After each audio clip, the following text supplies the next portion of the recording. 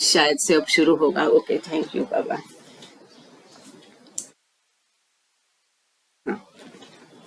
तो ये पहली उत्पत्ति, ये जो अज्ञान है, ये उस वो टकराव का कारण है, ये पहली उत्पत्ति है। आगे बाबा कहते हैं for a depiction of this clash see figure 11 on the next page. अब हम आगे ये 11 नंबर की आकृति देखेंगे। उसके पहले यहाँ पर और इम्पोर्टेंट एक बात कही है, when knowledge knows that it knows then it is सद्गुरु। ज्ञान को पता नहीं कि मुझे पता है, ज्ञान को ज्ञान नहीं कि मुझे ज्ञान है, तब जाके वो अज्ञान होता है।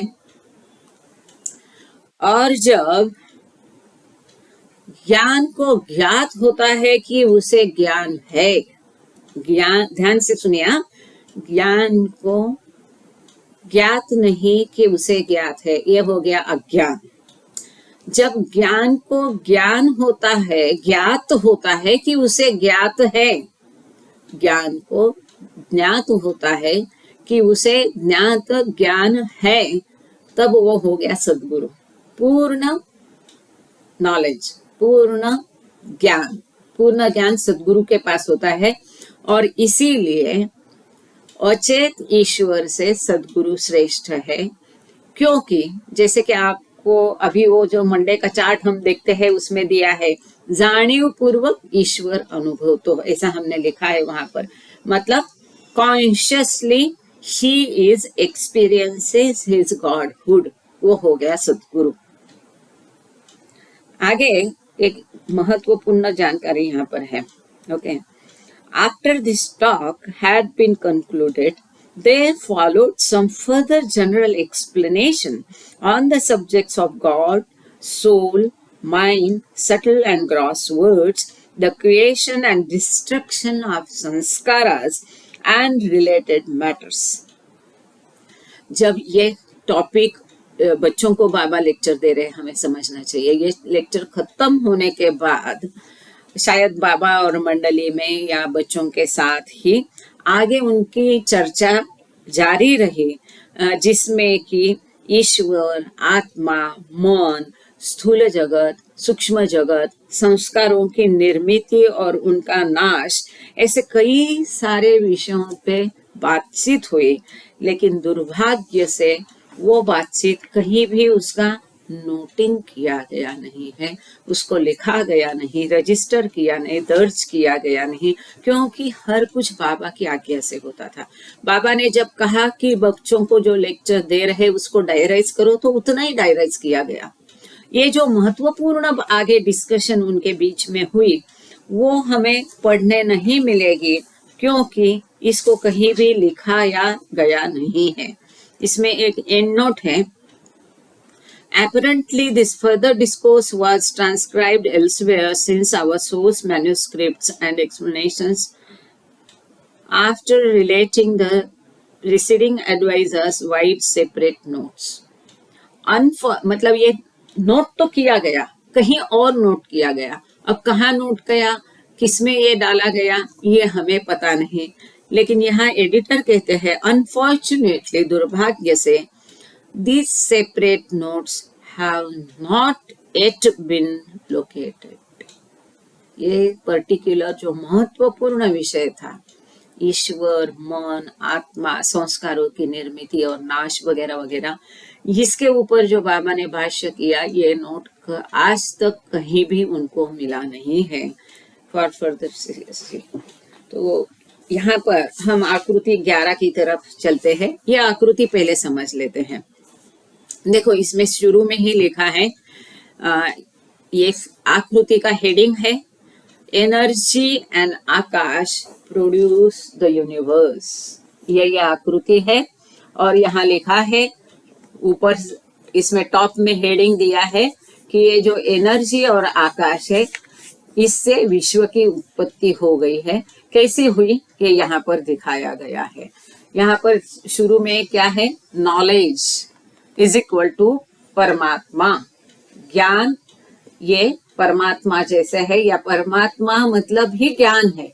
अब ये परमात्मा में ज्ञान में यहाँ पर एक बिंदु दिखाया है जहाँ पर नोइंग और यूनिवर्सल माइंड, मतलब सदगुरु, ये हम बोल सकते हैं, जो कि जिससे अभी इस लेक्चर का अंत हुआ। When knowledge knows that it knows, मतलब सदगुरु अवस्था, मतलब यहाँ पर उनका इंडिविजुअलाइज्ड जो माइंड है, व्यक्ति का मन जो है वो नष्ट हो जाता है, मनोनाश हो जाता है, सब संस्कार खत्म हो जाते हैं और अहंकार का मूलोच्छेद होता है। मतलब वो जो व्यक्तिनिष्ठ अहंकार है वो यूनिवर्सल बन जाता है, वहां उसका मन यूनिवर्सल माइंड बन जाता है और जानते हुए वो उसे पता होता है, वो अनुभव करता है ज्ञान के साथ कि मैं ही ईश्वर हूँ। तो ये यूनिवर्सल माइंड यहाँ दिखाया, ईश्वर दिखाया। इसी में से ये आकाश, एक है आकाश और एक है यहाँ पर ऊर्जा। अब इन दोनों में टकराव होता है। कब होता है?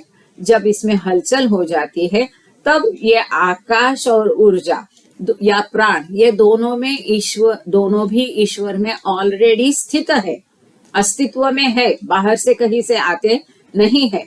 अब इस टकराव के साथ घर्षण होता है, टकराव होता है, क्लैश होता है। और यहाँ पर बाबा ने पिछले लेक्चर में बताया था कि दो चीजों की उत्पत्ति होती है, एक तो आकाश की उत्पत्ति होती है और खालीपन निर्माण होता है, स्पेस निर्माण होता है।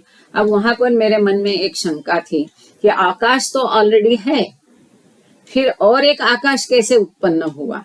तो इसका शायद हमें उत्तर आगे, बाबा ने एक 7 स्काइज करके बाबा का लेक्चर है, वो भी दिलचस्प और अद्भुत है, तो शायद उसमें हमें इसका उत्तर जानने को मिलेगा। तब तक के लिए यहाँ पर ये टकराव के कारण यहाँ पर उन्होंने लिखा है कि 4 जो मूलभूत तत्व है, इन 4 मूलभूत तत्वों की निर्मित हुई। और वो 4 मूलभूत तत्व कौन से हैं? अर्थ, वाटर, फायर, 4 इम्पोर्टेंट एलिमेंट्स और एयर, मतलब वायु, पानी, जमीन या अर्थ, या जिसको हम आगे देखा था कि एकदम माइक्रो, जिसको एटम बोलते हैं या पाषाण योनि जिसको बोलते हैं, वो हमने यहाँ कहेंगे। लेकिन 4 जो मूलभूत तत्व है वो है पानी, वायु,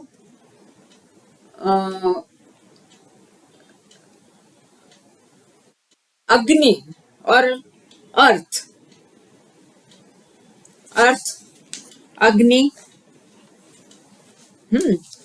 4 मूलभूत तत्वों का जिक्र बाबा ने इस लेक्चर में नहीं किया है, लेकिन आगे एक लेक्चर इसके ऊपर है, आगे एक आकृति में ये वापस से समझाया गया है, तो इसलिए एडिटर ने उसको यहाँ इंक्लूड किया है, समाविष्ट किया है।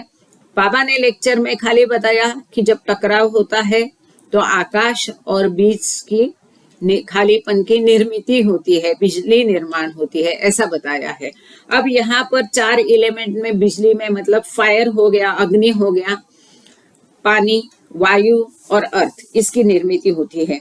एक यहाँ पर डायरी में जो ओरिजिनल आकृति है वो भी, अब यहाँ बाबा ने जो लेक्चर में बताया वो हम खाली देखेंगे कि इस टकराव से ये बीज की निर्मित हो गई, बीज निर्माण हो गई है, और जय बाबा अमृत जी, यहाँ पर विश्व की भी निर्मित यहाँ पर हो गई।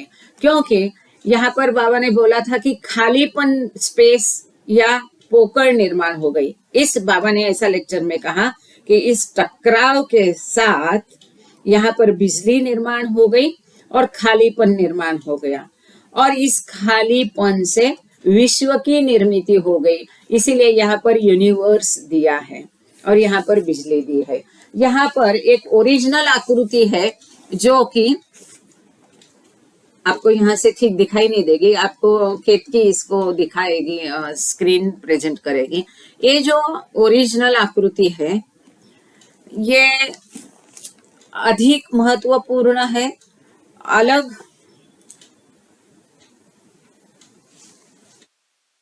ये क्या हो गया? आपको आवाज आ रही मेरी?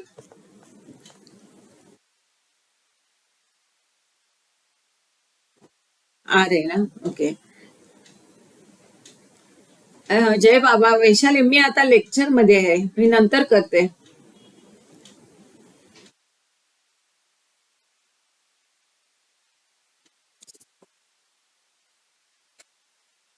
जय बाबा, आपको आवाज आ रही मेरी? ओके.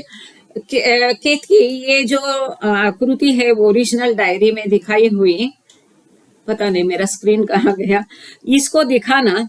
इस आकृति में ऊपर वही दिया है कि ज्ञान इज इक्वल टू परमात्मा, और ये एक केवल एक चौकोन जैसा बाबा ने निकाला है, और उसमें ये टकराव से प्राण और आकाश में टकराव होता है, ऐसा करेक्ट इसमें दिखाया है.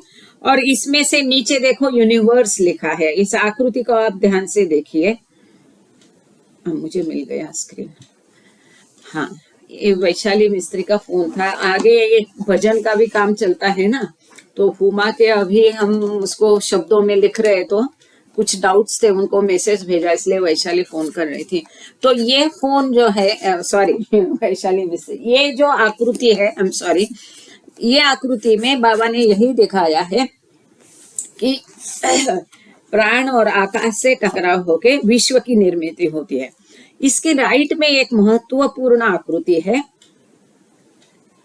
उसको आप पढ़ नहीं पाओगे, मैं यहाँ से आपको पढ़ के उसको बताती हूँ. 1-2 मिनट देना मुझे, मैंने लिख के रखा है उसको. आपने ग्रुप में भी उसको देखा होगा, ग्रुप में भी उसको लिख के भेजा है. कोई ग्रुप में पढ़ता है क्या? मेरा आग्रह रहेगा आप लोग प्लीज ग्रुप में भी इसको पढ़ो, पढ़ के फिर लेक्चर अटेंड करना. लेक्चर अटेंड करके फिर या तो लेक्चर को सुनो या तो ग्रुप में से आप पढ़ो. तो ये क्या है, आपका बहुत अच्छा रिवीजन इसलिए नहीं कि जो कुछ नहीं समझा है, क्लियर नहीं हुआ है, वो और क्लियर होता जाएगा. हर एक पढ़ने के साथ बाबा मदद करेंगे, और फिर ये ध्यान में भी रहेगा आपको. अच्छा, ये जो आकृति है, हाँ थैंक यू केतकी जी, इसको अभी हम पढ़ेंगे. ओके, तो यहाँ 1 और 2 नंबर के मुद्दे तो यहाँ से चले गए हैं, पर 3 से यहाँ स्पष्टीकरण शुरू होता है जो महत्वपूर्ण है. जो ये जो एडिटर की आकृति है इसमें कवर नहीं होता है, तो हम इसको जरा पढ़ेंगे, ठीक है ना. In the hollow ages, actually मेरे भी गलती हुई था, यहाँ पर एजेस नहीं स्पेसेस होना चाहिए. In the hollow space a tiny point of light a. तो यहाँ पर ये जो हॉलो है, खालीपन है, स्पेस है, उसमें एक छोटा बिंदु ए करके है, ऐसा वहां पर दिखा है. पॉइंट नंबर 3 लिखा है. Thank you. एक कीजिए, आपको उसको बड़ा करके दिखा रही हूँ है. और मैं अभी सॉरी ऑनलाइन मतलब रिकॉर्डिंग में इसको आकृति को एक बार थोड़ा दिखा देते हैं. ये आकृति बाबा ने दिखाई है, और यहाँ पर जो ये लिखा हुआ है इसको हम पढ़ रहे हैं. आगे 4 नंबर का पॉइंट दिया है, from the point comes Akash and प्राण. ये जो ए बिंदु है, जिसको आगे यहाँ पर लिखा है नोइंग और यूनिवर्सल माइंड, जिसको आगे हमने पहले उत्पत्ति बिंदु या उसको ओम पॉइंट कहा था. तो यहाँ से आता है, क्या आता है, आकाश और प्राण. अब ये बाहर से कहीं से आते हैं? बिल्कुल नहीं, यह ऑलरेडी ईश्वर के अंदर है, पर जब हलचल होती है तो इसका प्रगटीकरण होता है, वो बाहर आते हैं. ठीक है, अब आने के बाद क्या होता है, अब ए पॉइंट इज इक्वल टू दिया है फुल स्पेस. हाँ, यहाँ पर ये 2 ए और बी दिखाया है. हाँ, ये जो त्रिकोण जैसा, हाँ हाफ त्रिकोण हम बोल सकते हैं, नहीं यही पे ठीक है कीजिए. तो इसमें से लेफ्ट वाला ये पॉइंट लिखा है, वहां पर लिखा है ए, इसके अंदर नीचे लिखा है देखो फुल स्पेस, और बी को लिखा है प्राइमल एनर्जी, है ना. तो ये 2 जो निकले, जिसका प्रकटीकरण हो गया, वो क्या हुआ है, स्पेस, आकाश या खालीपन, और दूसरा क्या है, ऊर्जा या प्राण, है प्राइमल एनर्जी. तो from the point comes Akash and प्राण. प्राण। तो इस बिंदु से आकाश और प्राण इसकी उत्पत्ति हुई, या उत्पत्ति गलत शब्द है, सॉरी, इसका प्रगटीकरण हो गया, क्योंकि ये ऑलरेडी ईश्वर में स्थित है, ये ऊपर से ईश्वर से आया है। आगे क्या होता है, 5 number point, this come together like this with a flash. अब देखो, हाँ, ये छोटा एक काइट जैसा, पतंग जैसी ये आकृति दिख रही है ना। यहाँ पर हमने इसको ऐसा दिखाया था, अपने लेक्चर्स का जो ग्रुप है बुक रीडिंग का, उसमें ऐसा एक काइट जैसी आकृति दिखाई है, और इसको सट के, इसको लग के एक गोला जैसा दिख रहा है, लेकिन ये गोला नहीं है, सर्कल नहीं है, राउंड नहीं है, ये व्हर्लिंग है, घूमता हुआ चक्र जैसा बाबा ने इसको आप यदि और एक्सपांड एनलार्ज करते हैं तो आपको दिखाई देगा कि ये घूमता हुआ चक्र है। दिवाली में कैसा चक्र दिखता है ना, आप जमीन चक्र रहता है, तो ये जो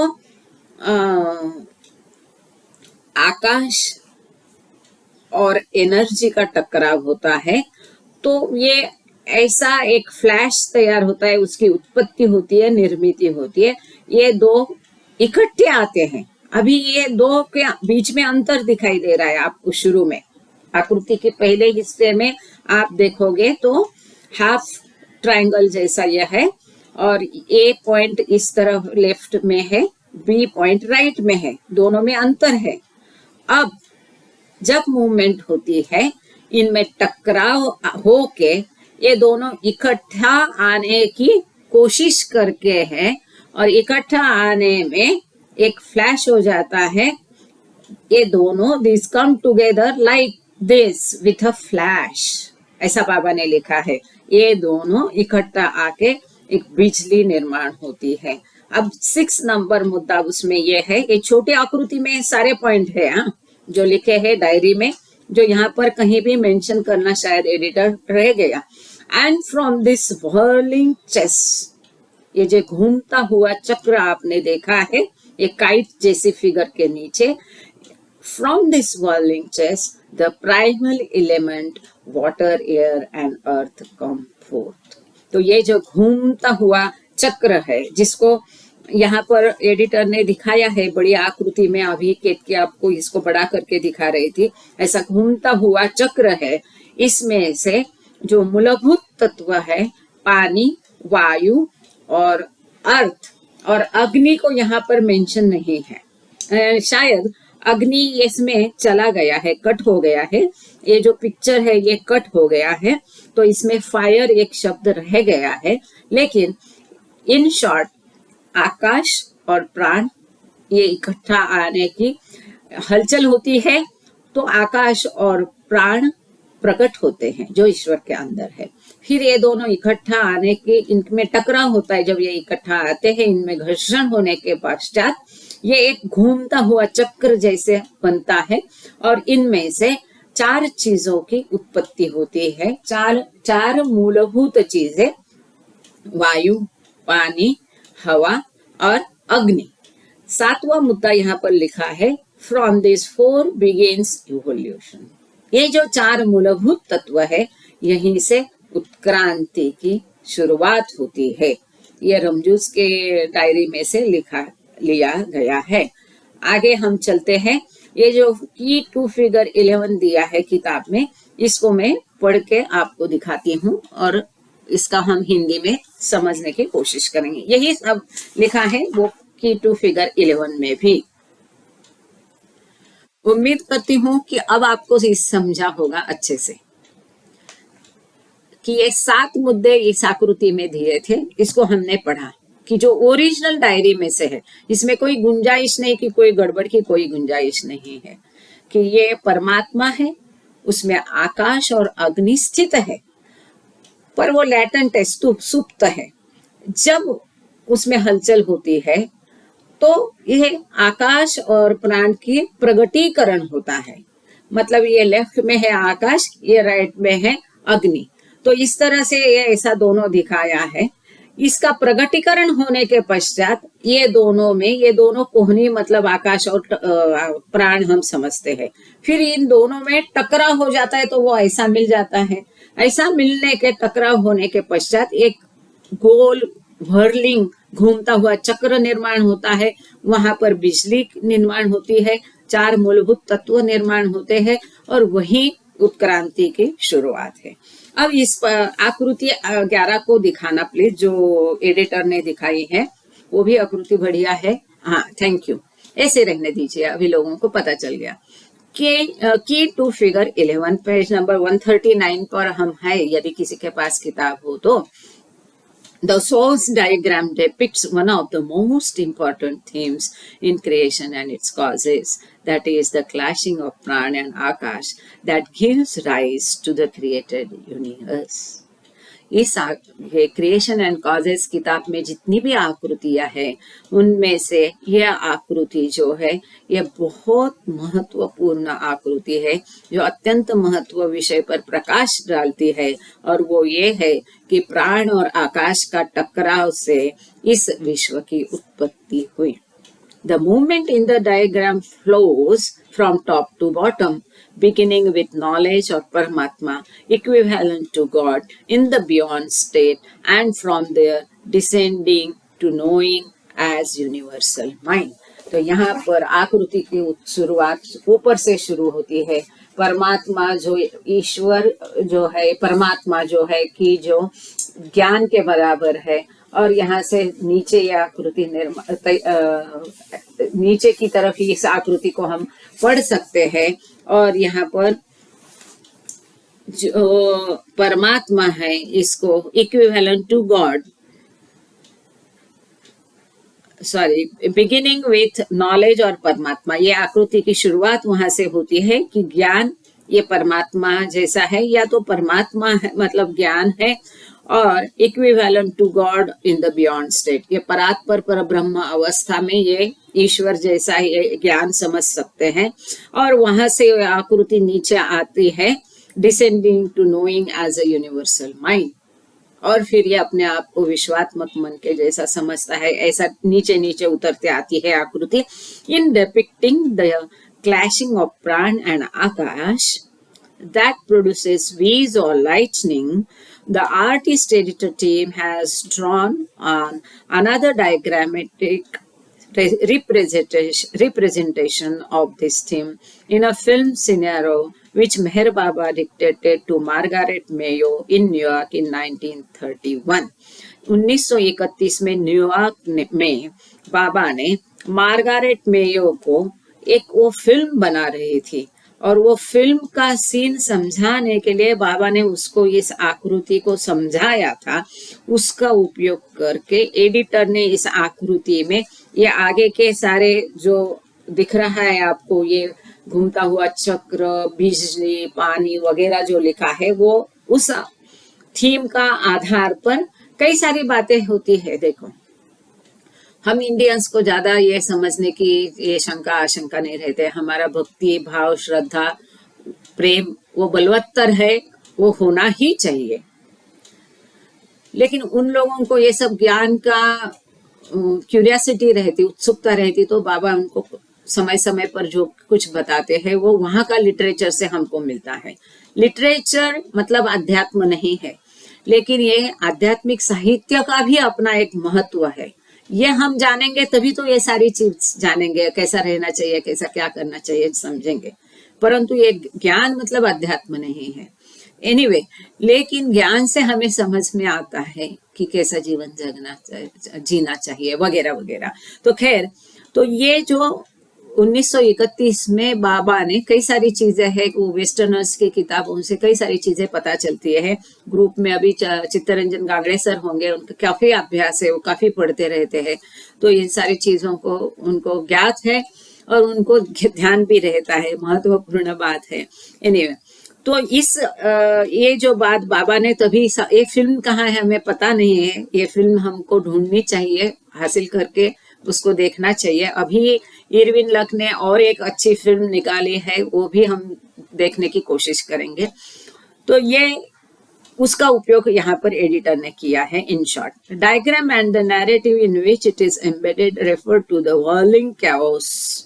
ये घूमता हुआ जो कैओस यहाँ पर उन्होंने शब्द किया है, और जबकि यहाँ पर शब्द है कैओस ही शब्द बाबा ने यूज किया है। ये सारा गड़बड़ घोटाला जो है ये घूमता हुआ चक्र के माध्यम से इसको दिखाया गया है।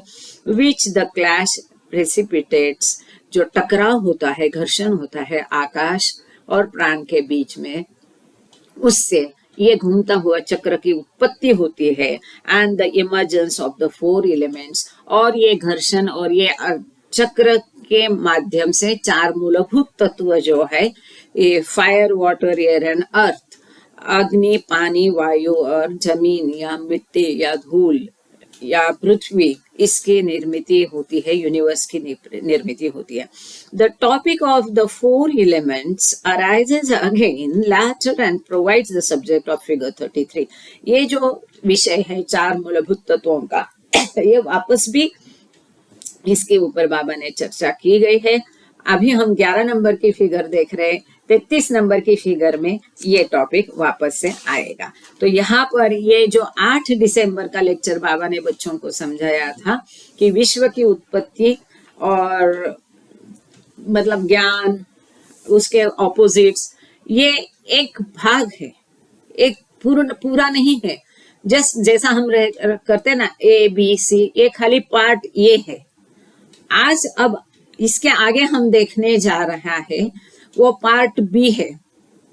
वहां पर बाबा ने बोला है कि मैं साबित करूंगा, सिद्ध करूंगा कि ये जो मैं कह रहा हूं कि खालीपन से विश्व की उत्पत्ति कैसे हुई, ये सिद्ध करने के लिए बाबा अभी जा रहे। वही लेक्चर अभी हम लोग शुरू करेंगे।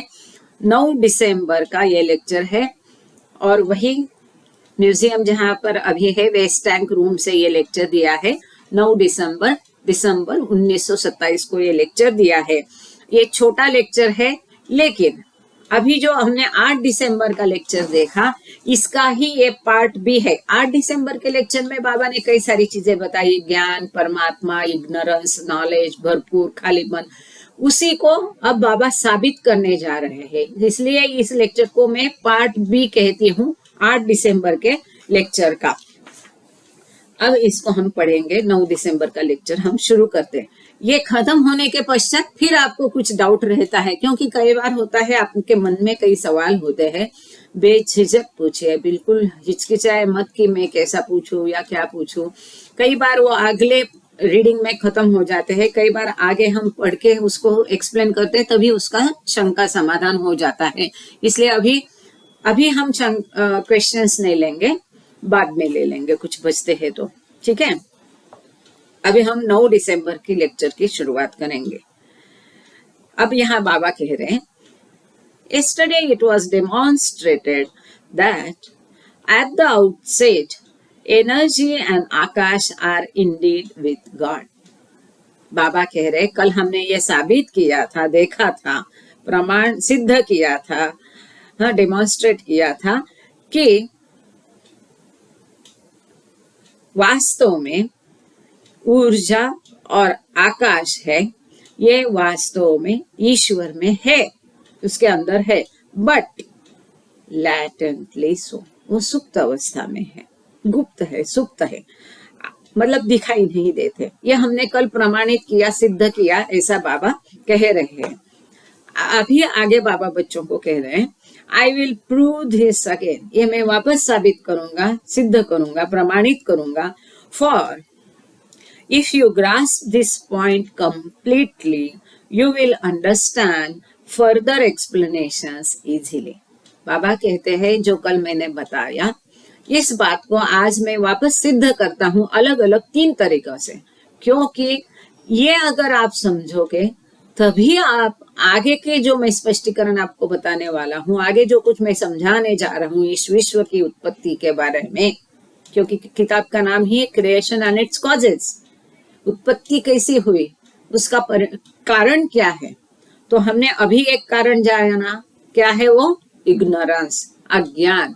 उसे ज्ञान को ज्ञात नहीं कि मुझे ज्ञात है, इसलिए उसमें हलचल हो गई, प्रश्न उठा, मैं कौन हूँ जानने की इच्छा हुई, या इच्छा से संस्कार हुआ, या यहाँ की टेक्निकल भाषा में, शास्त्रज्ञों की भाषा में एनर्जी और ऊर्जा और आकाश का टकराव हुआ। और ये जो क्लैश है, टकराव है, ये पहली उत्पत्ति का कारण था इग्नोरेंस। ये हमने देखा। अब इसको आगे 3 तरीके से मैं साबित करता हूँ, सिद्ध करता हूँ, ऐसा बाबा कह रहे हैं कि ये समझेगा तो ही आगे समझेगा। इसलिए इसको ध्यान से सुनना और नहीं समझ में आया तो बताना। टुडे बाबा कहते हैं I will explain this in 3 different ways. देखो बाबा बच्चों को समझा रहे, 10 से 14 साल की उम्र के बच्चों को, तो हमको तो समझ में आना ही चाहिए। हम ध्यान देंगे, पूरा ध्यान देंगे तो समझ में आ जाएगा। और वो विश्वास रखो कि यस मुझे समझेगा, ईमानदारी से पूरा ध्यान से सुनो, समझेगा।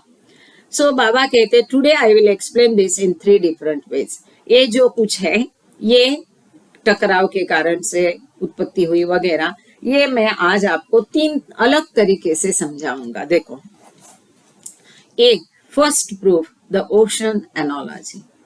ये पहला जो तरीका है, ये पहला प्रूफ, पहला सिद्धांत या पहला प्रमाण, ये ओशन एनोलॉजी। उदाहरण किसका लिया है? समंदर का उदाहरण से हम इसको समझने की कोशिश करेंगे।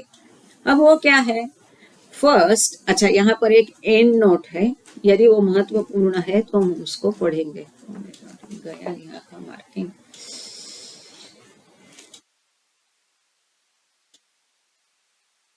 एक मिनट, ये यूजुअली मार्किंग रखती हूँ। 9 दिसंबर है ना, आधा किताब तो ऐसा ही है। हाँ, ये एंड नोट एक बार पढ़ लेते। This rubric, the first book, the ocean analogy and the rubrics that head the paragraph B and C below do not appear in the original manuscripts. मूल डायरी में नहीं है, but were added by the editor to help make more explicit the logic and organization that Meher Baba is employing here. तो ये ए number की analogy editor ने अपने मन से डाली है, इसको पढ़ लेते हैं फिर भी। First imagine that in the beginning the darya into bracket the ocean lies quiet without any movement. ऐसी कल्पना करो कि पहले ये दरिया, मतलब जिसको हम ईश्वर मतलब दरिया समझे है, ये शांत है, उसमें कोई हलचल नहीं है, एकदम बिल्कुल कोई हलचल बिना, क्रिया बिना, ये शांत पड़ा है। Now suppose that suddenly दरिया begins to move. ऐसी कल्पना करो कि अचानक ये दरिया हलचल करने लगता है, क्रियाशील हो जाता है, गतिशील हो जाता है। What comes out? What issues from this occurrence? This moving? तो ये सवाल यहाँ पर पूछा है कि ये हलचल के कारण इसमें से क्या आता है, किसकी उत्पत्ति होती है, क्या घटता है? ये गति यही है। 2 things, 2 चीजें होती है। द मूवमेंट इटसेल्फ, हलचल पैदा होने के कारण इसमें से हलचल ही निर्माण होती है, ऐसा उनका कहना है। एंड द पोकड़, अब हलचल कब होगी, गतिशील क्रियाशील कब होगा? जब एनर्जी होगी, ऊर्जा होगी तब। सो इसे यहाँ पर हम ऊर्जा कह सकते हैं। और दूसरा है पोकड़, एम्प्टीनेस, स्पेस, इसकी निर्मित होती है। Which is the empty space between waves, जो बाबा ने कहा था, आपको याद होगा पहला जो हमने आकृति देखी थी, पहले 3-4 आकृतियां देखी थी, जिसमें समंदर से ऐसी लहरें निर्माण हुई, ऐसा दिखाया था, डी सी बी और एक सीधा। तो यहाँ पर ये कह रहे, ये 2 लहरों का बीच का जो है वो स्पेस है, निर्वात है, खाली है, आकाश है। And again, from that source did this movement and focal originate. वापस ये यहाँ सवाल करते हैं कि वापस इस गतिशील क्रिया के कारण से, गति के कारण पोकड़ निर्माण हुआ, खालीपन निर्माण हुआ। बिल्कुल यही बाबा ने अभी हमने देखा, यहाँ पर आकृति आपके सामने है। From the darya, the ocean itself, ये कहाँ से आया? ये जो आकाश है, ये जो ऊर्जा है, ये कहाँ से आई? ये दरिया से ही आई, क्योंकि वो दरिया में ही पहले थी। भले दरिया है, लेकिन दरिया में पोकळ निर्वात स्पेस भी होता है और ऊर्जा भी होती है। इतना ही फर्क है कि दरिया में हलचल होने के कारण वो प्रकट हो गई, बाहर आ गई, जबकि वो शांत दरिया था तब तक अंदर ही थे। The movement and the akash were latent, present inherently within the ocean in its original state, and hence they were able to manifest when the moving of the darya began. ये जो ऊर्जा है, आकाश है, ये दरिया में पहले से ही थे, सुप्त अवस्था में थे। उघड़ वो जाहिर नहीं थे, प्रकट नहीं थे। वो कब प्रकट हो गए? दरिया में हलचल हो गई, इसलिए वो प्रकट हो सके, उनका प्रकटीकरण हो गया। क्यों? क्योंकि दरिया में हलचल मच गई, दरिया गतिशील हो गया, इसलिए दरिया से ये ऊर्जा और आकाश बाहर आ गए, प्रकट हो गए। Thus, we have proved that movement and Akash are in the दरिया from the beginning and always. इस तरह से हमने साबित किया, सिद्ध किया कि ये आकाश और यहाँ पर उन्होंने मूवमेंट कहा है,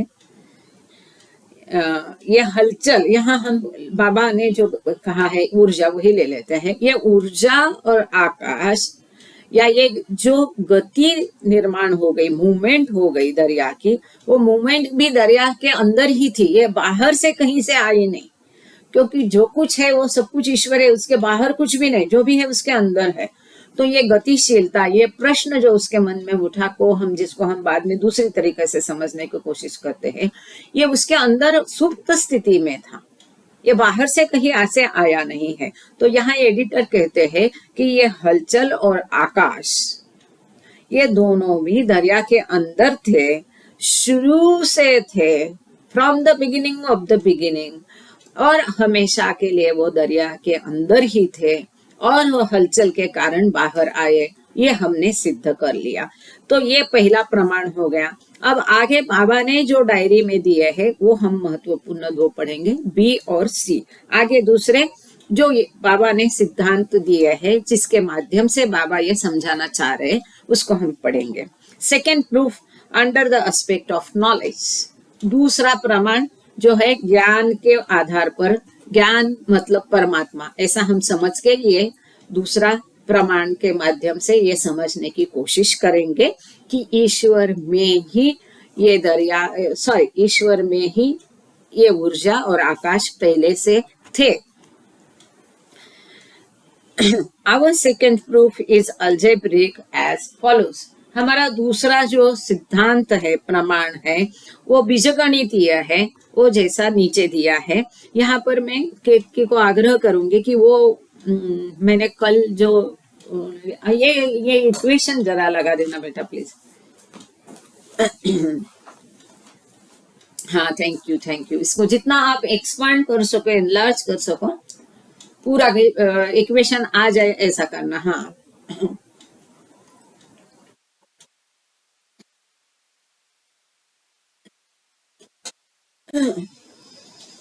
यहाँ पहला बीजगणितीय इक्वेशन, समीकरण बाबा ने दिया, God is equal to knowledge.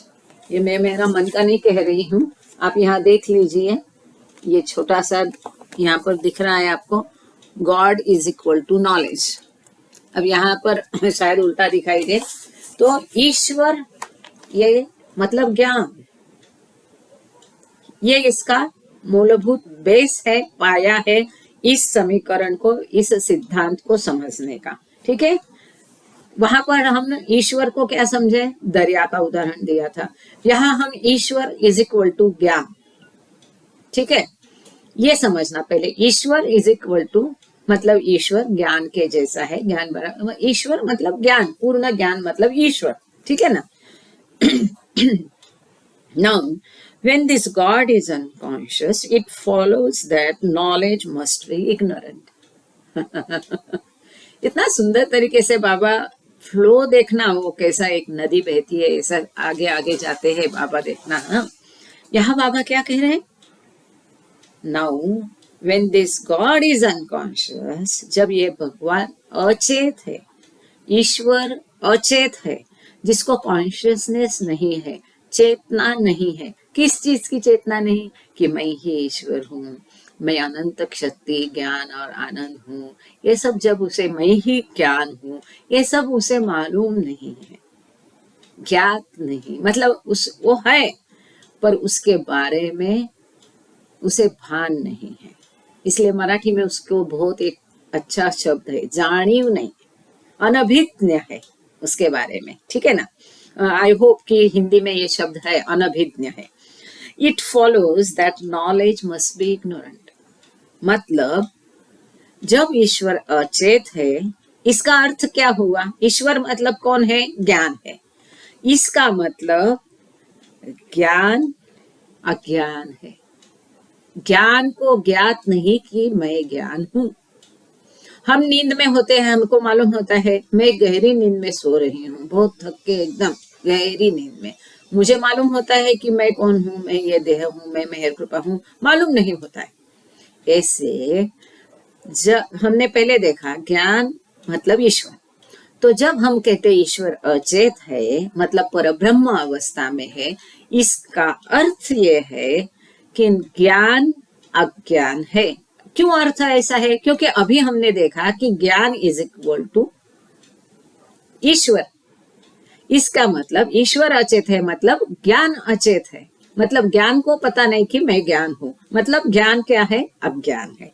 Okay, I hope कोई तो यहाँ पर थम वम दिखाओ तो मुझे समझेगा कि ठीक चल रही गाड़ी, आगे जाए, है ना। सुनते सुनते अभी बहुत अच्छा हो गया, लिखने की जरूरत नहीं पड़ती। लिखने जाते आप चार्ट में तो टाइम जाता है, ध्यान निकल जाता है। अब खाली ऐसा कर दिया तो मुझे मालूम पड़ेगा कि आप लोग समझ रहे हैं, क्योंकि हम रूबरू सामने हमने नहीं है ना, इसलिए। एनीवे, अब आगे बाबा कहते that is knowledge knows not. अच्छा, ऐसा ना बाबा के शब्द होते कि कितना प्यार करे वो शब्दों से। नॉलेज नोज नॉट, ज्ञान को ज्ञात नहीं, and therefore within knowledge ignorance is within knowledge ignorance is, ज्ञान को ज्ञात नहीं, इसलिए ज्ञान में अज्ञान भी मौजूद है, अस्तित्व में है, समाविष्ट है, समाहित है, इनहेरेंट है। ज्ञान में अज्ञान कैसा है? क्योंकि ज्ञान को मालूम नहीं कि मैं ज्ञान हूं। इसलिए ये सोने का उदाहरण आप ध्यान में रख लो। थँक यू गांगडे सर, तुम्ही फक्त असं केलं तरी मला समजेल की चालू दे गाडी पुढे, म्हणजे रिपीट जास्त होणार नाही। तो ज्ञान को ज्ञात नहीं है, इसका अर्थ ज्ञान में अज्ञान समाविष्ट है। महत्वपूर्ण, ज्ञान को मालूम नहीं कि मैं ज्ञान हूं, मुझे ज्ञात है उसके मालूम नहीं है। इसका अर्थ ये अज्ञान उसके अंदर ही है ना। देखो, मतलब ठीक नहीं है, लेकिन समझने के लिए शायद ये लेडीज लोगों को और सबको जल्दी समझेगा। कोई कैरिंग है, प्रेग्नेंट है वुमन, तो उसके अंदर बच्चा होता ही है ना, होता है कि नहीं होता है? ऐसे ये ज्ञान के अंदर अज्ञान है। ओके, सो वापस एक बार, that is knowledge knows not and therefore within knowledge ignorance is. आगे बाबा कहते हो, so when god is conscious by extension, in that state from the very outset, knowledge knows that I know not.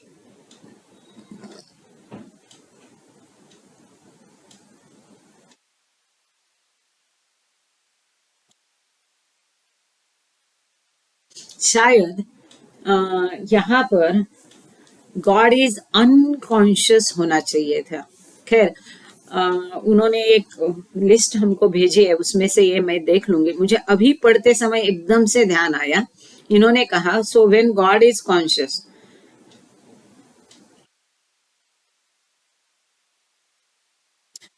ये कहते हैं कि जब ईश्वर conscious लिखा है, यहाँ शायद अनकॉन्शियस होना चाहिए था। अच्छा, अनकॉन्शियस में तो उसे कुछ पता ही नहीं है, जैसा है वैसा हम पढ़ के समझने की कोशिश करते हैं। Okay, so when god is conscious, जब ईश्वर सचेत होता है, बाय एक्सटेंशन इस अवस्था में बाहर से ज्ञान को ज्ञात नहीं है कि मुझे ज्ञात नहीं है, आई नो नॉट। सो अनकॉन्शियस होना चाहिए यहाँ पर। ये कॉन्शियस शब्द शायद प्रिंटिंग मिस्टेक है, हम देख लेंगे इसको। तो जब अचेत अवस्था में ईश्वर होता है तो उसे मालूम नहीं होता है कि मुझे मालूम नहीं है। Knowledge knows that I know not. ज्ञान को ज्ञात होता है कि मुझे ज्ञात नहीं है। Why so? Because, आगे पढ़ते हैं शायद समझ लेंगे। Why so? Because as we have seen, ignorance is inherent within knowledge and ignorance means I know not. ऐसा क्यों? क्योंकि ज्ञान में अज्ञान समाविष्ट है, अंतर्निहित है, समाहित है। और ज्ञान, इग्नोरेंस मतलब क्या, अज्ञान मतलब क्या, कि मुझे ज्ञात नहीं है, यह अज्ञान हो गया। यहाँ पर एक एंड नोट है, उसको पढ़ते हैं। The last two sentences are based on a handwritten penciled superscript in explanation into bracket. Why? Because there is ignorance in knowledge and ignorance is equal to I know not. Okay, वहां से ये add किया है जो कि original diary में नहीं है। ठीक है, आगे हम पढ़ते हैं। Now this knowing that we are speaking of, this knowing that it does not know, where does it come from? From knowledge. ये बहुत सुंदर है, अच्छा है, महत्वपूर्ण है।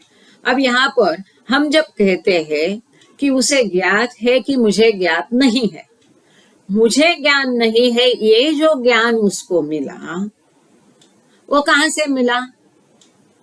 वो तो ज्ञान से ही मिलेगा ना कि मुझे ज्ञात नहीं है। मुझे मालूम नहीं, ये मालूम होना भी एक तरह का ज्ञान है। मालूम शब्द सही नहीं है, लेकिन समझने के लिए जब ज्यादा बार ज्ञान ज्ञान बोलते हैं तो कभी कभी कंफ्यूजन होने का चांसेस होता है। इसलिए मुझे आता नहीं, मुझे मालूम नहीं, मैं जानता नहीं, इसका भान होना ये भी ज्ञान का एक प्रकार है। ये समझने के लिए मैं ऐसा बोल रही हूँ, जबकि ये शब्द सही नहीं है। जानना, मालूम होना, भान होना, ये ज्ञान के बराबर नहीं है। लेकिन हम समझने के लिए कहेंगे कि मुझे मालूम नहीं, मुझे आता नहीं, मैं जानता नहीं हूँ। इस चीज को जानना, समझना, ये भी एक तरह का ज्ञान है। वो कहा, मतलब मुझे मालूम नहीं, मुझे आता नहीं, ये जो अज्ञान आया वो कहां से आया? वो ज्ञान से ही आया। इसीलिए यह अज्ञान ज्ञात में समाविष्ट है। So within this knowledge both knowing and not knowing exist but लैटेंटली।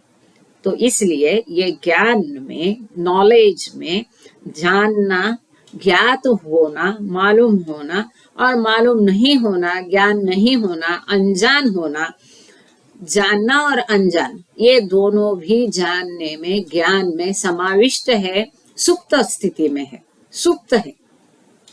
लैटेंटली does not know means ignorance. मालूम नहीं, ज्ञात नहीं, ज्ञान नहीं, इस चीज का मुझे ज्ञान नहीं है, इसका अर्थ अज्ञान।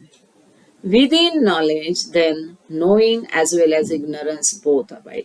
इसलिए ज्ञान में ज्ञान और अज्ञान दोनों भी समाविष्ट है। ज्ञान में जानना, नहीं जानना, ज्ञात होना, नहीं ज्ञात होना, मालूम होना, समझना, नहीं समझना, ये सब कुछ ये ज्ञान में समाविष्ट है, अंतर्हित है, उसी के अंदर है। अब तीसरा प्रूफ बाबा पूछते हैं। अब और बताइए, ये समझ में आ गया? ये समंदर, इसी के अंदर आकाश और ऊर्जा है। ज्ञान इज इक्वल टू ईश्वर। तो ये ज्ञान को ज्ञात है कि मुझे ज्ञात नहीं है, तो मुझे ज्ञात नहीं, ये भी एक प्रकार का ज्ञान है जो ज्ञान में समाविष्ट है। मतलब ज्ञान में अज्ञान अंतर्हित है, सम्मिलित है, समाविष्ट है। ये दूसरा सिद्धांत बाबा ने दिया। अब तीसरे तरीके से बाबा इसको प्रूव करने जा रहे हैं, साबित करने जा रहे हैं, प्रमाण करने जा रहे हैं। तीसरा, third proof, god and the cosmos. ईश्वर, हाँ जय बाबा, ईश्वर और विश्व, ब्रह्मांड। Okay, now consider the following equivalence. अब बाबा कहते हैं, अब तीसरे तरीके से बाबा इसको प्रूव करने, साबित करने जा रहे हैं। अब आगे जो समीकरण दिया है, बाबा कहते हैं इसके बारे में सोचो आप। कंसिडर द फॉलोइंग इक्विवेलेंस, इसके माध्यम से आप इसको समझने की कोशिश करो। ये क्या समीकरण है? ये देखो आपके सामने ये समीकरण मौजूद है यहाँ पर, लेकिन ये सब उल्टा दिखाई देगा। ये कुछ करना पड़ेगा यार, ऑनलाइन वालों को भी ये सब चार्ट, ये सब दिखाई दे, ऐसा कुछ तरीका ढूंढना पड़ेगा। कोशिश करूंगी जो ऑनलाइन पर, जो रिकॉर्डिंग सुन रहे हैं, उनसे मेरी विनती है कि डिस्क्रिप्शन बॉक्स आप जरूर देख लीजिए। मैं इसको क्या करूंगी कि डिस्क्रिप्शन बॉक्स में इसको मैं डालूंगी। ये जो भी इक्वेशन है, जितने भी चार्ट मुझसे संभव है, या तो ओपनिंग पेज में, थंबनेल में, वो फर्स्ट पेज में मैं डाला करूंगी, और आप डिस्क्रिप्शन बॉक्स हर बार जरूर पढ़ना। ये सारे इक्वेशन वगैरह आपको डिस्क्रिप्शन बॉक्स में मिल जाएंगे, क्योंकि ये ऐसा ही इसमें उल्टा दिख देता है, तो मैं दिखा नहीं पा रही आपको ये इक्वेशन। जो ऑनलाइन है वो लोग देख पा रहे हैं, स्क्रीन में आप देख रहे हैं ये जो समीकरण को बाबा ने दिया है। ईश्वर इज इक्वल टू ज्ञान इज इक्वल टू दरिया। नीचे दिया है ईश्वर किसके बराबर है? एनर्जी। ईश्वर किसके बराबर है? ज्ञान।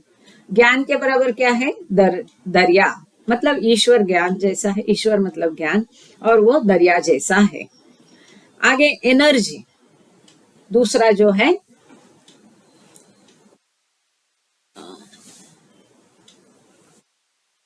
ये वाला इक्वेशन आपने बनाया है क्या? हाँ, केतकी ये दूसरा वाला दिखा देना जरा प्लीज, ये वाला दिखा दीजिए। केतकी, ये वाला जो बड़ा है ना, छोटा है, इस वाले को दिखाना स्क्रीन में। आप मुझे सुन पा रहे हैं? हाँ, थैंक यू। यस, मैं भी थोड़ा एक्सपांड कर लूं, यहीं का यहीं हो जाएगा मेरा भी काम। यस, अब यहाँ क्या दिया बाबा ने? हाँ, करेक्ट। रुक जाएगी, सॉरी, थैंक यू, जय बाबा, थैंक यू। तो ये जो है यहाँ पर गॉड, ईश्वर, ये ज्ञान जैसा है, ज्ञान ही है, ईश्वर मतलब ज्ञान, ये दरिया जैसा है। अब यहाँ पर है energy. Energy is equal to knowing is equal to movement. ये जो एनर्जी है, ऊर्जा, ये ज्ञान जैसी, जानने जैसा है, जानने जैसी है, नोइंग जानना, ज्ञात होना जैसे है, इज इक्वल टू हलचल जैसे है, क्रियाशीलता है, गतिशीलता है। मतलब यहाँ तभी गतिशील होंगे जब एनर्जी होगी। आगे बाबा कहते हैं ये आकाश है। Akash is equal to ignorance is equal to emptiness. आकाश जो है ये अज्ञान जैसा है, खालीपन जैसा है, पोकड़ है। ये महत्वपूर्ण समीकरण आप ध्यान दीजिए, समझ लीजिए, तो आगे सब अपने आप समझ में आ जाएगा। यहाँ पर हमको हमारे दिमाग को ताला मार के चाबी दरिया में फेंक देनी है, जो बाबा ने कहा है उसको ही एक्सेप्ट, हम स्वीकृति रहेगी तो समझ में जल्दी आ जाएगा। आगे बाबा ने एक टेबल दिया है, ये टेबल को हम पढ़ लेते हैं। कि आप वो टेबल दिखा दीजिए। टेबल 1, द 3 प्रूफ्स, जो एडिटर ने दिया है, इसी को आप देख सकते हैं। 3 प्रमाण। अभी ये जो तीसरा प्रमाण बाबा ने दिया है, ये हमने देखा है कि ईश्वर ज्ञान है, ईश्वर दरिया है। अब दरिया में हम ऊपर से नीचे आओ, अभी इसी इक्वेशन में रहने दीजिए 2 मिनट। इसी इक्वेशन में आप ऊपर से नीचे आओ, मतलब दरिया में हलचल होगी तो इसमें से खालीपन आ जाएगा। ज्ञान को ज्ञात है कि मुझे ज्ञात नहीं, तो ये अज्ञानता उसी में है कि नहीं? ज्ञान, अब इसको पढ़ना कैसा, ये समीकरण को देखिए। ये इक्वेशन को पढ़ना एक सुंदर बात है, आप इसको ध्यान से देखिए। ज्ञान को ज्ञात है, हाँ, ज्ञान को ज्ञात है कि मुझे ज्ञात नहीं है, मतलब ज्ञान में अज्ञान समाविष्ट है। ये दरिया है, उसमें हलचल होती है, इसमें से खालीपन निर्माण होता है। ये ईश्वर है, इसमें ऊर्जा है, और इसमें से आकाश की निर्मित होती है। मतलब ईश्वर में प्राण और आकाश दोनों समाविष्ट है। ईश्वर है, उसके अंदर प्राण और आकाश समाविष्ट है, बराबर। ज्ञान है, उसमें ज्ञात होना और अज्ञान दोनों समाविष्ट है। और दरिया में हलचल और खालीपन दोनों समाविष्ट है। इस प्रकार से इस चार्ट को पढ़ना है, और इस प्रकार से बाबा ने ये साबित किया है। Thank you. अब ये टेबल हम पढ़ते हैं। अब ये तीसरा टेबल बाबा ने यहाँ पर दिखाया है, और इस टेबल को हम अभी पढ़ने जा रहे हैं। ये टेबल क्या कहता है? ऊपर हेडिंग दिया है स्फेयर, ओके। मतलब कौन सा sphere? Real sphere, subtle sphere, gross sphere. Third proof जो अभी हमने देखा, under the aspect of god and the cosmos, ईश्वर और ब्रह्मांड का जो उदाहरण लिया, इस तरीके से तीसरे तरीके से इसको साबित करने जा रहे हैं। सेकेंड प्रूफ है दूसरा पिलर, इसमें है under the aspect of knowledge, कि ज्ञान के माध्यम से हम इसको साबित करने जा रहे हैं। और तीसरा प्रमाण है, प्रूफ है ओशन एनालॉजी, कि समंदर के उदाहरण से हम इसको समझने जा रहे हैं। अब स्फेयर कौन सी है? Real sphere. वास्तव क्या है? ईश्वर केवल वास्तव है, ज्ञान केवल वास्तव है। और उसको हम अगर दरिया समझते हैं तो यह ईश्वर केवल सत्य है। ऐसा हम इसको पढ़ना है। देखो, रियल के सामने क्या क्या दिया है? गॉड, ईश्वर is equal to knowledge, is equal to ज्ञान, इज इक्वल टू दरिया, मतलब समंदर। अब इसकी सूक्ष्म अवस्था जो है, सूक्ष्म अवस्था, सटल स्फेयर, सटल स्थिति में, सूक्ष्म स्थिति में ये क्या है? इस किस प्रकार से ये प्रतीत होता है? सटल में एनर्जी है। हमने ये देखा है कि सूक्ष्म जगत मतलब प्राण शक्ति का जगत है, शक्ति है वहां पर, तो एनर्जी है। तो ज्ञान के भाषा में वहां ज्ञात होना, ज्ञान होना, ज्ञात होना, ये सूक्ष्म प्राण शक्ति। और वहीं पे आया है तीसरा प्रूफ है हलचल। ये हम हॉरिजॉन्टली पहले पढ़ लेते हैं, फिर हम इसको साबित कर सकते हैं वर्टिकली। सबसे आखिरी है स्थूल जगत, स्थूल स्फेयर, स्थूल अवस्था। इसमें क्या है? आकाश है, इग्नोरेंस है, अज्ञान है, और खालीपन है। स्थूल जगत मतलब क्या है? हम ये जगत और अपने आप को ही हम है। मैं मतलब ये देह, मैं मतलब मेहर कृपा, मैं मतलब केतकी, ये क्या है? ये हमारा अज्ञान है। ये कहाँ है? स्थूल जगत में है। तो ये अज्ञान स्थूल जगत का है। और एम्प्टीनेस खालीपन, मतलब ये स्थूल जगत खाली है, खोखला है। ठीक है, अब इसको हम वर्टिकली समझने की कोशिश करते हैं। स्थूल जगत से हम सूक्ष्म जगत में जाएंगे, वहां से मनोजगत में जाएंगे, उसके पश्चात हम सत्य जो है, असली जो है, जो अनंत शाश्वत अस्तित्व है, रियल एग्जिस्टेंस को समझ पाएंगे। अब आते हैं थर्ड प्रूफ को, ऊपर से नीचे की तरफ। ये जो ईश्वर है, इस ईश्वर में प्राण और आकाश दोनों समाविष्ट है, इसके अंदर ही है, क्योंकि ईश्वर के बाहर कुछ भी नहीं। दूसरा प्रमाण है, सेकंड प्रूफ हम आते हैं। सेकंड प्रूफ के इसमें आप पॉसिबल है तो व्हाइट हैरो से दिखा दीजिए। नॉलेज, ज्ञान, ज्ञान में ज्ञात होना और अज्ञान दोनों भी ज्ञान होना, अज्ञानता का ज्ञान होना, ये भी ज्ञान में ही समाविष्ट है। इसलिए ज्ञान में ज्ञान और अज्ञान दोनों समाविष्ट है। और तीसरा प्रूफ है दरिया। तो दरिया में उसकी हलचल, उसकी गतिशीलता और खालीपन, ये दोनों इंक्लूड है। ये तीसरे प्रूफ के माध्यम से यहाँ साबित किया है। अब आगे एक फुटनोट है, उसको पढ़ते हैं, ऐसा ही रहने दीजिए। This table does not appear in this form in the source manuscripts. जो ओरिजिनल डायरी में ये टेबल इस तरह से नहीं है। There, the information is presented in the form of 3 rows and 3 columns. It's okay, as in the text of this page above. जो original diary में एक 3 लाइनें और 3 पिलर कॉलम खाने के माध्यम से इसको दिखाया गया है, इस टेबल के जैसा नहीं है। एडिटर ने इसका डेकोरेशन किया है, वो ठीक ही है। The artist editor team has compiled this table to express the greater context and logic in which these relationships are embedded. इसके पीछे का जो तत्व है वो समझने के लिए एडिटर टीम ने ऐसा बनाया है।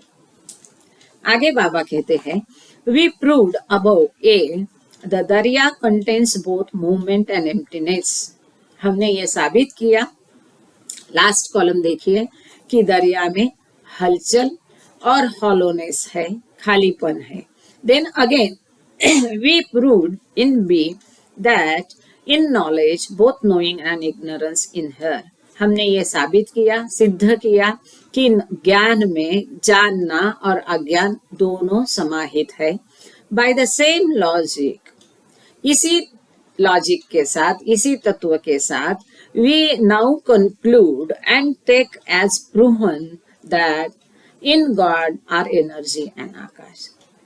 ये जैसा हमने साबित किया, उसी तरीके से अब हम ये प्रमाणित करते हैं, हम ये निष्कर्ष निकालते हैं कि हमने ये सिद्ध किया, प्रमाणित किया, साबित किया कि ईश्वर के अंदर ऊर्जा और आकाश दोनों भी है।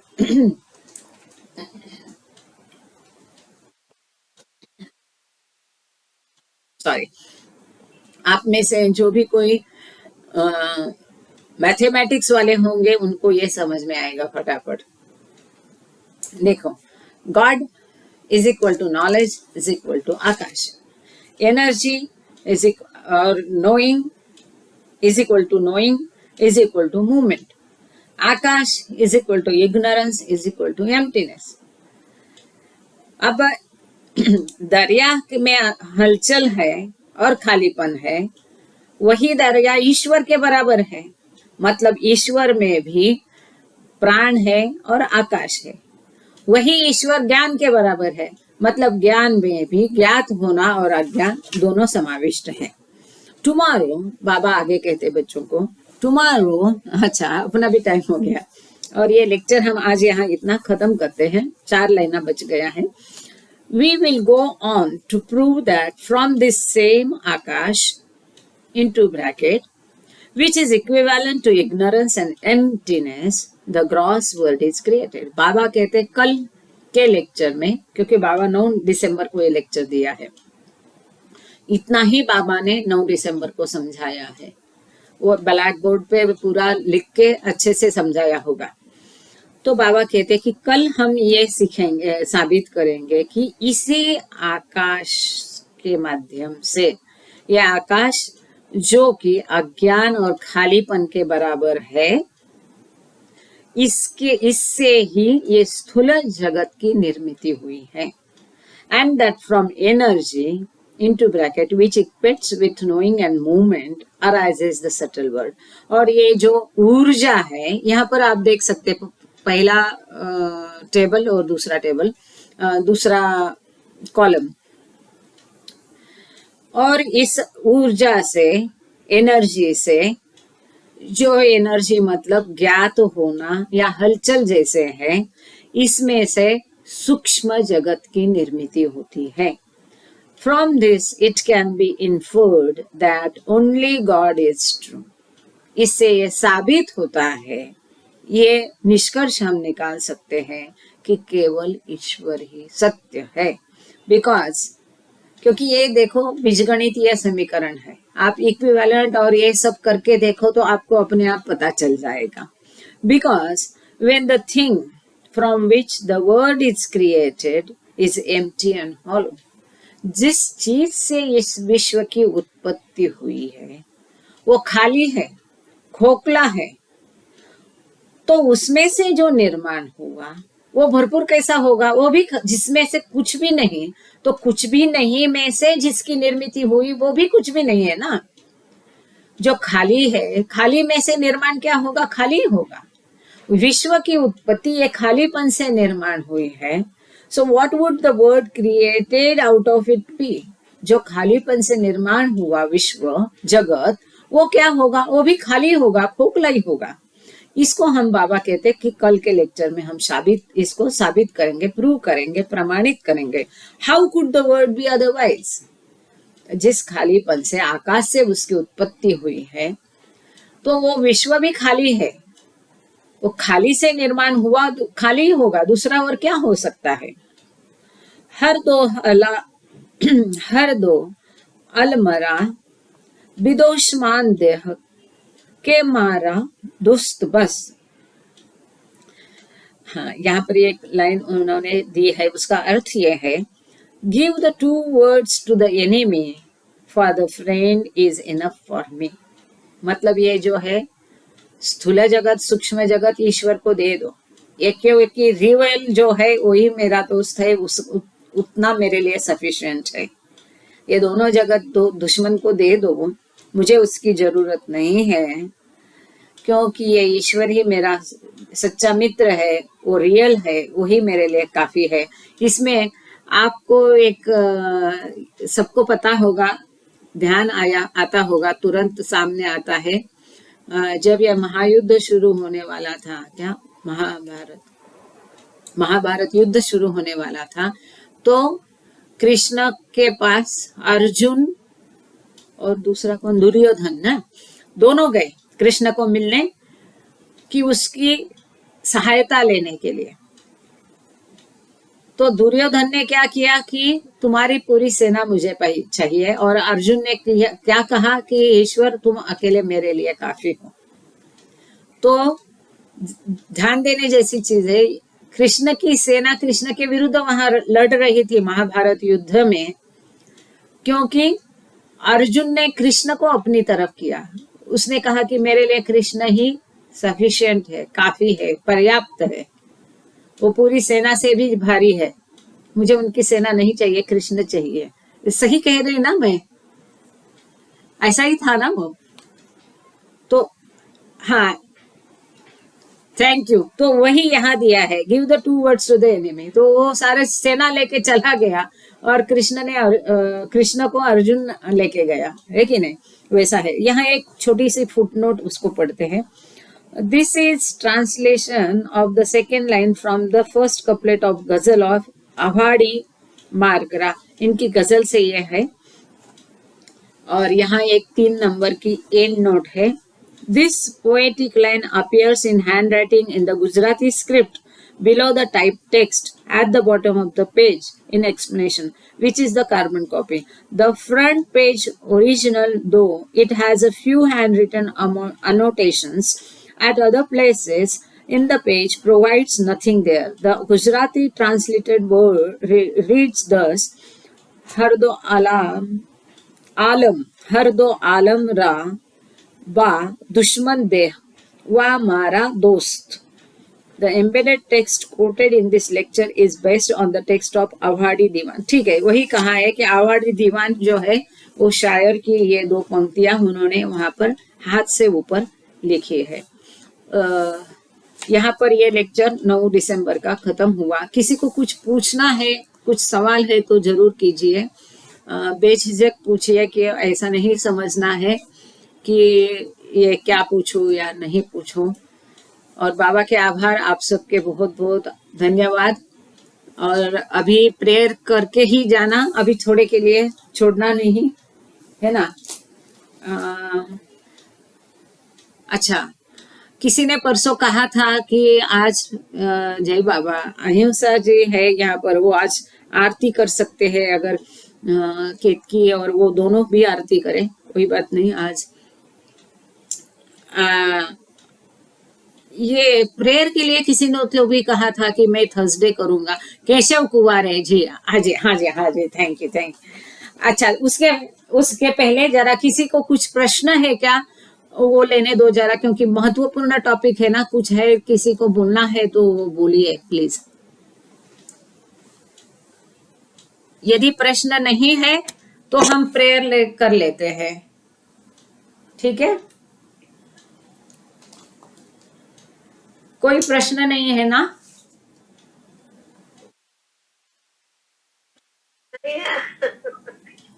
समझ अच्छी तरह से समझा दो आप. प्रश्न तो नहीं है, लेकिन सब कुछ नहीं में जो हमने पढ़ा है उसका हमें सार आज मिल गया पूरा. कुछ नहीं में सब कुछ है. एग्जैक्टली, थैंक यू सुमनता, जय बाबा. सार मिला है. मैं अपना व्यक्तिगत मत ये कर रही हूँ. हाँ. तो आप इसमें सहमत है? बिल्कुल बिल्कुल, सब कुछ बराबर है, बराबर. बिल्कुल बिल्कुल. थैंक यू काजे सुमनता, जय बाबा. जय बाबा. एकदम परफेक्ट परफेक्ट. अच्छा हुआ ना, ये किताब हमने पहले पढ़ ली, एवरीथिंग एंड नथिंग. करेक्ट है. ठीक है, प्रेयर कर ले फिर. Thank you. मजा हो ये तो नहीं कला. हो ये तो. जय बाबा. जय बाबा की जय. हे परवरदिगार, सबके राखन और सबके रक्षा करने वाले, तुम्हारा कोई आदि नहीं है और तुम्हारा कोई अंत है. तुम अद्वैत हो, तुम तुलना से परे हो और तुम्हारा पार कोई नहीं पा सकता है. तुम्हारा कोई रंग और रूप नहीं हो. तुम आविर्भाव से रहित हो और तुम गुणातीत हो. तुम अपार हो और अगाध हो, कल्पना और धारणा से परे हो, शाश्वत और अनश्वर हो. तुम अखंड हो और दिव्य नेत्रों के सिवा है और किसी भी प्रकार से तुम्हें कोई नहीं देख सकता है.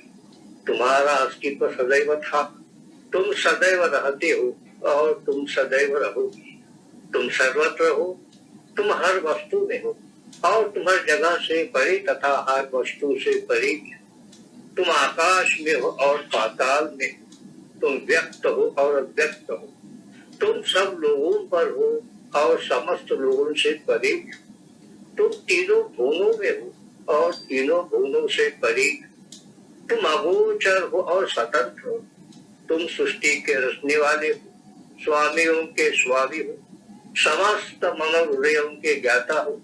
तुम सर्वशक्तिमान हो और सर्वव्यापी हो. तुम अनंत ज्ञान हो, अनंत शक्ति हो और अनंत आनंद हो. तुम ज्ञान के महासागर हो, सर्वज्ञ हो, अनंत ज्ञान रखने वाले हो. तुम भूत वर्तमान और भविष्य के ज्ञाता हो और तुम स्वयं ज्ञान हो. तुम पूर्ण दयामय हो और सतत परिहितकारी. तुम आत्माओं की आत्मा हो और अनंत गुणों से संपन्न एक परमात्मा हो. तुम सत्य, ज्ञान और परमानंद की त्रिमूर्ति. तुम सत्य के मूल हो, प्रेम के महासागर. तुम सनातन सत्ता हो, ऊंचों में सबसे ऊंचे हो। तुम प्रभु और परमेश्वर हो। तुम परब्रह्म हो और परात्पर परब्रह्म भी हो। तुम परब्रह्म परमात्मा हो, अल्लाह हो, इलाही हो, यजदान हो और मर्द हो और प्रियतम ईश्वर हो। तुम्हारा नाम ईसत अर्थात एकमेव है। हे असीम दया के निधि प्रभुराज, हम अपने पापों के लिए पश्चाताप करते हैं। हर एक विचार के लिए जो असत्य, अनुचित या गंदा था, हर बोले हुए शब्द के लिए जिसे बोलना अनुचित था, और हर एक कर्म के लिए जिसे करना अनुचित था। स्वार्थ से प्रेरित हर एक कर्म, शब्द तथा विचार के लिए तथा द्वेष प्रेरित हर एक कर्म, शब्द तथा विचार के लिए हम पश्चाताप करते हैं। विशेषकर हर एक कामुक विचार तथा क्रिया के लिए, ऐसे हर एक वचन के लिए जिसको हमने पूरा नहीं किया, सब असत्य वचनों के लिए और सभी निंदा, पाखंड, दम या लोगों के पीछे उनके दोष बताने के लिए हम अनुताप करते हैं। और खासकर दूसरों का नाश करने वाले हर एक कर्म के लिए, दूसरों को दुख देने वाले हर एक शब्द तथा कर्म के लिए तथा दूसरों पर दुख गिरने की इच्छा करने के लिए हम अनुताप करते हैं।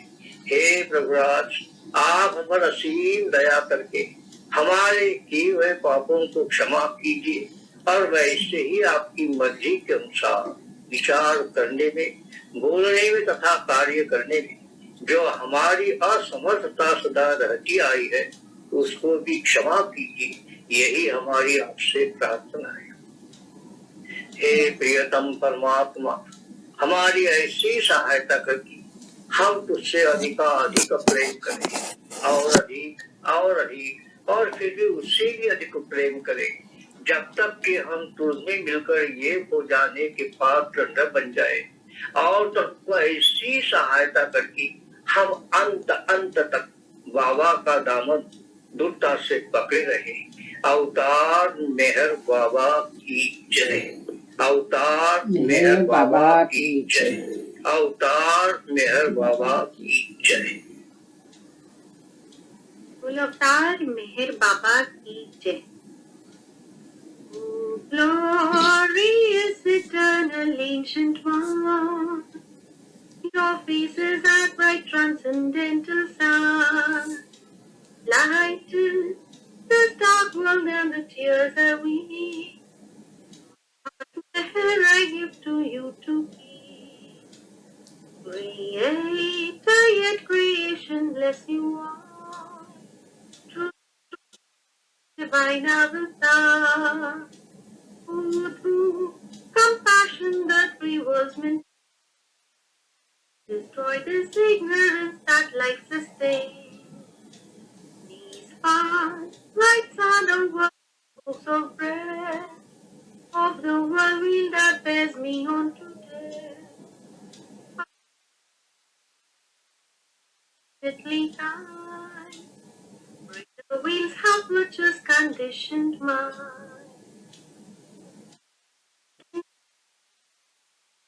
Who's my art? To please you I have shaped from my heart.